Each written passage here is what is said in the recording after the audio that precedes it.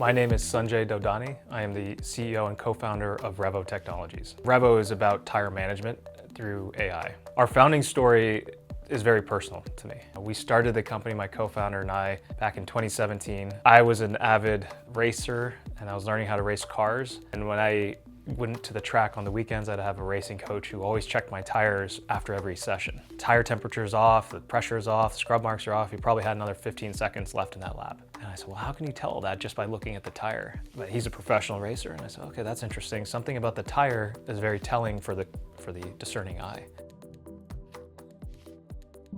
One of our engineers got into a bad crash and they got rear-ended by a truck. And it turned out that truck had bald tires, was poorly maintained, and it crushed the car. And the engineer ended up in a coma.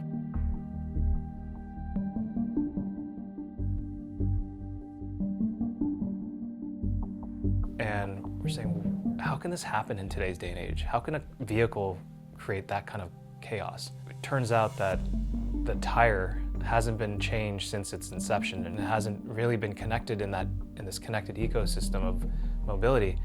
And so we thought, well, what if we gave tires a voice in this ecosystem? What would it say? Who would it say it to, and what would they want it to say?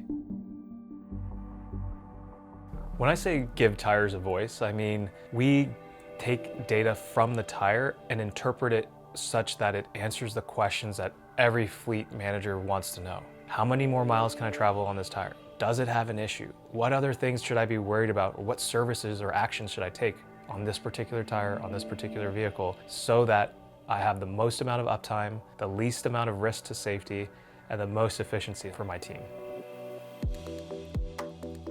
Our solution is integrated with Samsara to a point where all of the sensor data that we generate from tires can get transmitted into Samsara and trigger an automated DVIR, an alert within the driver app, a voice trigger, but being able to do that for drivers in motion whenever they have a tire issue.